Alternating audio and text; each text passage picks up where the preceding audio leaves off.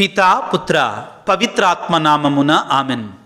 ప్రభునందు మిక్కిలి ప్రియులకు సహోదరి సహోదరులారా, క్రిస్మస్ కాలములో డిసెంబర్ 27వ తారీఖు సువార్తీకుడు అపోస్తులుడైనటువంటి దర్శన గ్రంథకర్త అయినటువంటి యోహాను గారి యొక్క మహోత్సవ వాక్య పరిచర్యకి మిమ్మందరినీ ప్రేమతో ఆహ్వానిస్తున్నాను. యోహాను రాసిన మొదటి లేఖ 1వ అధ్యాయము 1 నుండి 4 వరకు పవిత్ర వచనములు. సృష్టి ఆరంభము నుండి గల జీవవాక్కును మేము మీకు తెలుపుచున్నాము. మేము దానిని చెవులారా విని కనులారా గాంచుతమి. కనులారా గాంచుటయే కాదు, మా చేతులు దానిని స్పృశించినవి. ఈ జీవము ప్రదర్శింపబడినప్పుడు మేము దానిని చూచితిమి. కనుకనే మేము దానిని గూర్చి మాట్లాడుచు మనకు విదితము చేయబడినదియు పితతో ఉండునదియు అగు నిత్య జీవమును గూర్చి మీకు విశదమనర్చుచున్నాము. పితతోడను కుమారుడుగు యేసుక్రీస్తుతోడను మాకు గల సహవాసములో మీరును మాతో చేరుటకై మేము వినినయు కనినవియు అగు వారిని మీకు తెలియజెప్పుచున్నాము. మా సంతోషం పరిపూర్ణమగుటకు గాను మేము దీనిని రాయిచున్నాము. క్రీస్తునాథుని యందు మిక్కిలి ప్రియులకు సహోదరి సహోదరులారా, యేసు ప్రభువు చేత 12 మంది అపోస్తులు ఎన్నుకొనబడ్డారు. వారిలో ఒకళ్ళు యూదా ఇస్కారియోతు. ప్రభువు చనిపోకముందే ఉరేసుకొని చనిపోయాడు. మిగిలిన 11 మందికి ఏమైంది అంటే, అందరూ కూడా ఈనాడు మనం పండగ చేసుకుంటున్నటువంటి సువార్తీకుడైనటువంటి అపోస్తులుంటే యోహాను గారు తప్ప మిగిలిన 10 మంది కూడా చంపబడ్డారు. క్రీస్తు కొరకై వేద సాక్షులుగా మరణించారు. కానీ ఈనాడు మనం పండగ చేసుకుంటున్నటువంటి సువార్తీకుడు అపోస్తులుడైనటువంటి యోహాను గారు మాత్రం సహజమైన మరణాన్ని వారు చవిచూచారు. అయితే వారు చాలా శ్రమలు పొందారు ప్రభువు కొరకై. ప్రభువు మరణించి ఉత్థానమై మోక్షారోహణమైన తర్వాత ఒక్కొక్కరు ఒక్కొక్క చోటకి వెళ్ళి సువార్తను బోధించారు. ఒక్కొక్క ప్రాంతానికి ఒక్కొక్క ఖండానికి వెళ్ళి సువార్తను బోధించారు. ఉదాహరణకి అపోస్తులైన తోమాసు గారు మన భారతదేశానికి రావటం జరిగింది. అయితే యోహాను గారు ప్రియులారా, ఈనాడు మనం పండగ చేసుకుంటున్నట్టు మహోత్సవంగా కొనియాడుతున్నటువంటి యోహాను గారు గ్రీకు ప్రాంతంలో ఎఫెసు నగరములో ఆయన చాలా సంఘాలు స్థాపించాడు. మీలో ఒకవేళ చరిత్ర తెలియకపోతే పౌలు గారి కంటే కూడా ఎఫెసు సంఘాన్ని ముందు స్థాపించింది ఈనాడు మనం పండగ చేసుకున్న అపోస్తులున్న యోహాను గారు. ఒక ఎఫెసు సంఘాన్ని మాత్రమే కాదు, చాలా ప్రాంతాలలో యోహాను గారు సంఘాలను స్థాపించారు. ఈ విధంగా వారు సంఘాలను స్థాపిస్తూ ఉండగా అలనాడు మహాక్రూరునట్టు రోమను చక్రవర్తి డొమిషియన్ చక్రవర్తి యోహాను గారిని పట్టి బంధించి ప్రియులారా సలసల కాగుతున్నటువంటి వేడి వేడి నూనెలోనికి ఆయనను చంపాలని ఆ నూనె కళాయిలోనికి విసిరేశారు. కానీ ఆశ్చర్యం ఏంటంటే, ఆ పరిశుద్ధుడంట నవ్వుకుంటా దానిలో పాటలు పాడుతూ తిరుగుతున్నాడంటండి, దానియేలు వలె ప్రియులారా. ఇక ఈ డొమిషియన్ చక్రవర్తి ఏం చెయ్యాలో అర్థం కాక ఈ యోహాను గారిని ఆ యొక్క పాట్మోస్ అనేటి దీవిలోనికి వెలివేశాడంటండి. ఒక భయంకరమైన శిక్షలాగా ఆయన పంపించి అక్కడ ఏ తేళ్ళో ఏ పాములో అతను కరిచి చచ్చిపోవాలని, ఏ సింహాలు ఏ పులులో కరిచి చచ్చిపోవాలని ఆ విధంగా వెలివేస్తే అక్కడ ఆయన ప్రియులారా పాట్మోస్ దీవిలో ఉండి దైవ దర్శనాలు పొందుకున్నాడు. డైరెక్ట్గా పరలోకాన్ని చూడగలిగారు.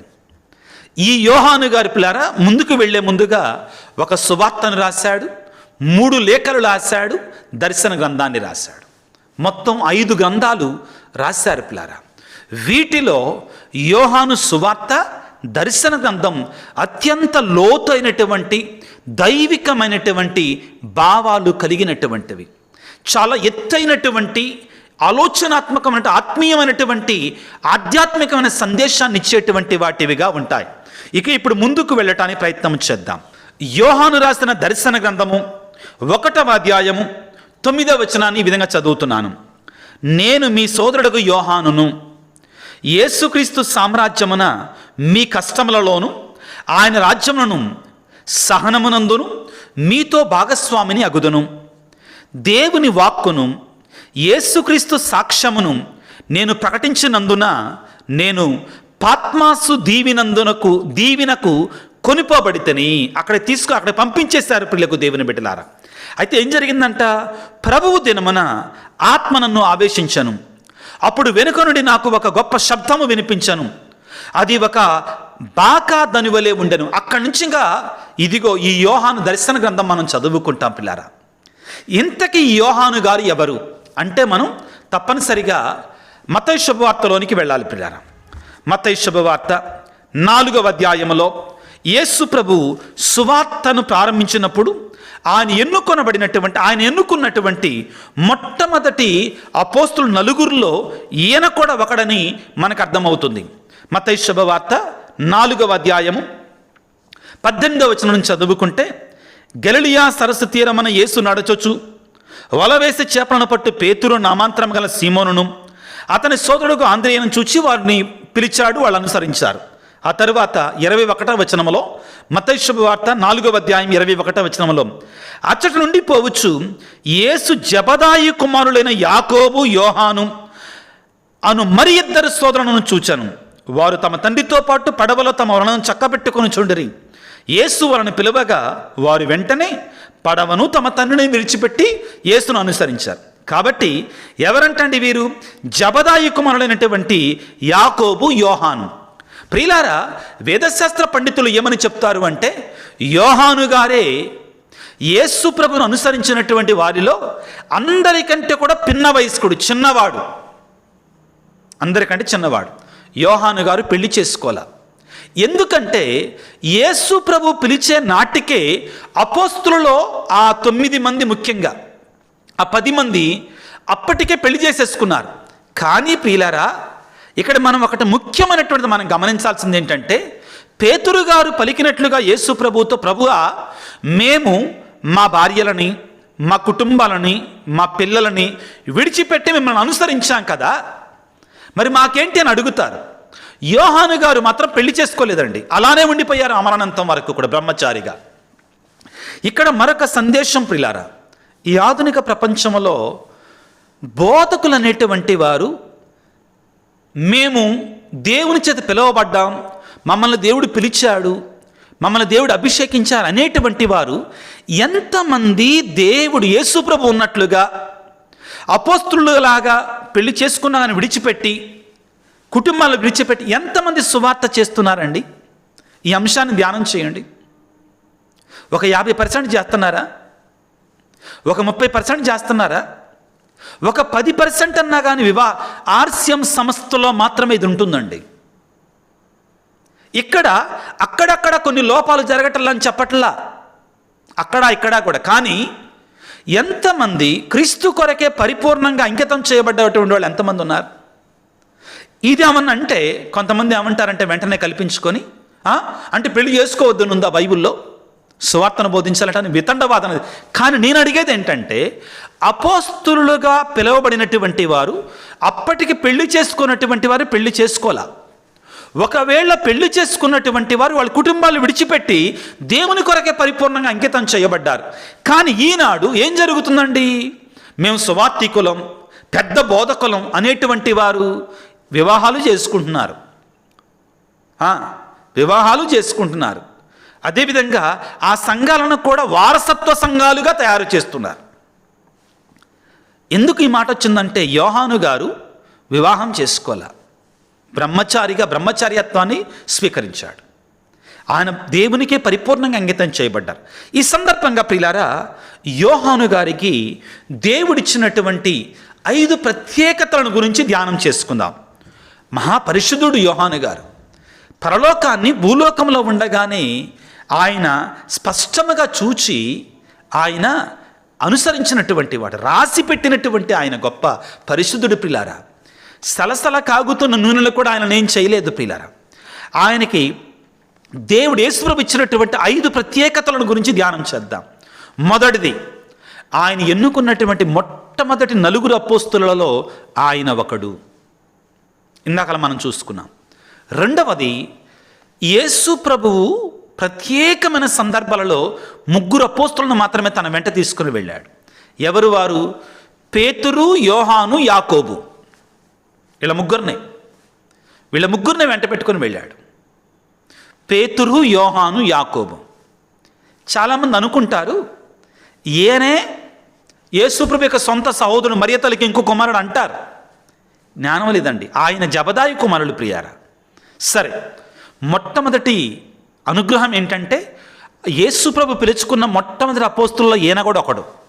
రెండవది, యేసుప్రభు ప్రత్యేకమైనటువంటి సందర్భాలలో యోహాను గారిని కూడా తన వెంట తీసుకొని వెళ్ళాడు. ఉదాహరణకి, ఆయన తాబోరు పర్వతం మీద దివ్య రూపాన్ని ప్రదర్శించినప్పుడు యోహాను గారు అక్కడ ఉన్నారు. అందరు శిష్యులు లేరు, 3 మాత్రమే, పేతురు, యోహాను, యాకోబు, 3 ఉన్నారు.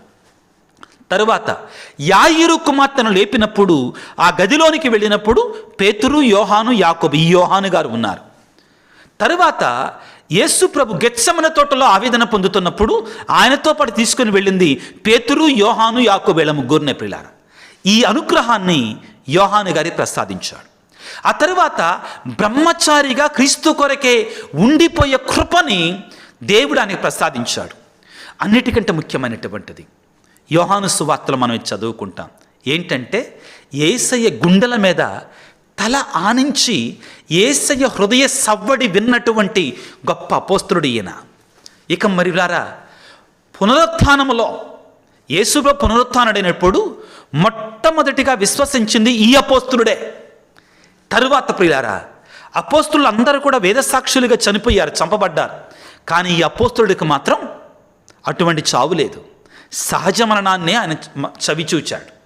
అయితే పాట్మోస్ దీవిలో కూడా ఆయన చనిపోలేదు. కాబట్టి ఈ డొమిషియన్ చక్రవర్తి మరణించిన తర్వాత యోహాను గారు తిరిగి వచ్చి తాను స్థాపించినటువంటి ఎఫెసు సంఘానికి వెళ్ళి, ఎఫెసు సంఘాన్ని ప్రియులారా యోహాను గారు స్థాపించారు. యోహాను గారు పెద్ద చేశారు.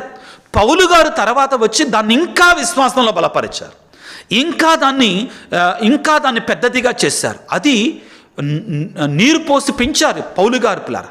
కాబట్టి యోహాను గారు మరలా వచ్చి ఎఫెసు సంఘాన్ని బలపరిచి అక్కడ ఆయన సుమారుగా 90 సంవత్సరాల పాటు జీవించాడు.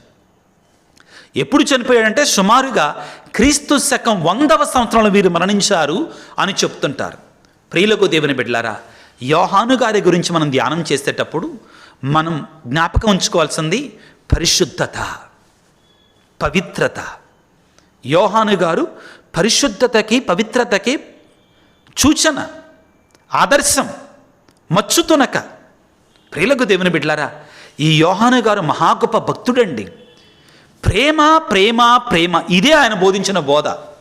ఆయన గురించి ఒక చిన్న చమత్కారంతో కూడినటువంటి ఒక సందేశం ఉంటుందండి. ఆయన జీవితంలో జరిగిన సంఘటన. పాట్మోస్ దీవి నుంచి తిరిగి వచ్చారట. తిరిగి వచ్చి ఎఫెసు సంఘంలో ఉన్నట్టు తన విశ్వాసులకు మనలా బోధించటం ప్రారంభించారట. ఆయన మొదటి రోజు ప్రసంగం చెప్తారండి అంటే అందరూ వచ్చారంట. ఇక ఆయన అన్నాడంట ఆ ప్రసంగంలో, మీరు ఒకరిని ఒకరు ప్రేమించండి, దేవుని ప్రేమించండి అని చెప్పి వెళ్ళిపోండి అన్నాడంట. రెండో రోజు వచ్చిన తర్వాత, మీరు ఒకరిని ఒకరు ప్రేమించండి, దేవుని ప్రేమించండి అని చెప్పి మళ్ళీ పమ్మన్నాడంట.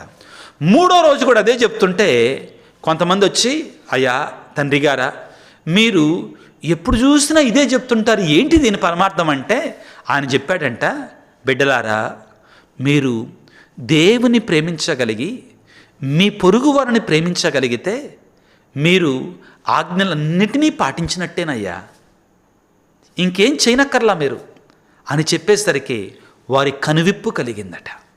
ప్రియులారా, మహా గొప్ప వేదాంతి యోహాను గారు దర్శన గ్రంథంలో కడరాకడలో ప్రభు ఏ విధంగా ఉండబోతున్నాడు, ఎవరు రక్షణ పొందుతారు, 24 పెద్దలు, రక్షించబడినటువంటి వేలకు వేలమైనటువంటి పునీతులు ఆ దేవుని యొక్క సింహాసనం ముందు వ్రాలి ఏ విధంగా స్తుతి, మహిమ, ఘనత, ఆరాధన ఏ విధంగా చెప్పబోతున్నారు.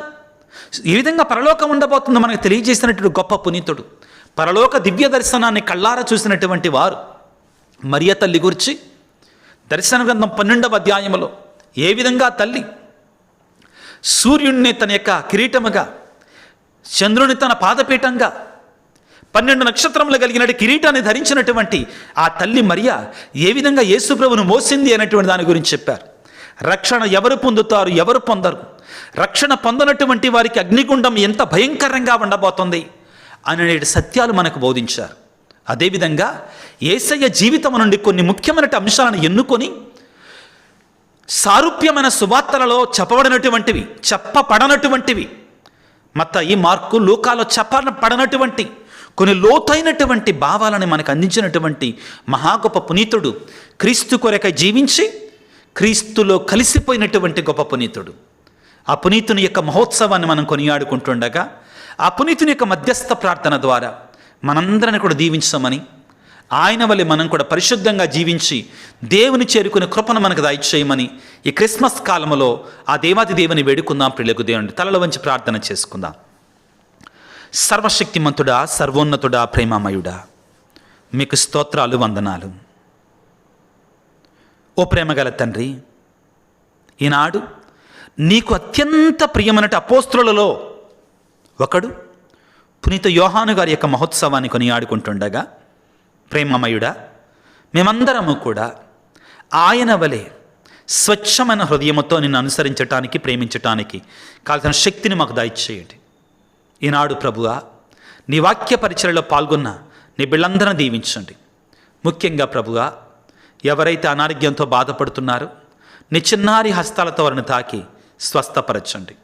అదేవిధంగా వేదనలతో, బాధలతో ఉన్నటువంటి వారికి నీ క్రిస్మస్ పరమానందాన్ని సమృద్ధిగా అందించమని వేడుకొనుచున్నా. ప్రభువా, ఈ క్రిస్మస్ కాలంలో ఉన్న మేమందరము కూడా పవిత్రంగా, పరిశుద్ధంగా జీవిస్తూ నీకు సాక్షులమగా మనగలుగుతూ, ముఖ్యంగా యోహాను గారి యొక్క సుమాత్రను అనుసరించే కృపను మాకు దయచేయమని మా నాథుడైన క్రీస్తు ద్వారా వేడుకొనుచున్నాము తండ్రి, ఆమెన్. ప్రభువు మీతో ఉందరుగాక, మీ ఆత్మతో ఉందరుగాక. సర్వశక్తిగల సర్వేశ్వరుడు పిత, పుత్ర, పవిత్రాత్మ మిమ్ము మీ కుటుంబాలను చల్లగా దీవించి ఆశీర్వదించి కాపాడుదురుగాక. God bless you. దేవుడు మిమ్ము దీవించుగాక. ఆమెన్.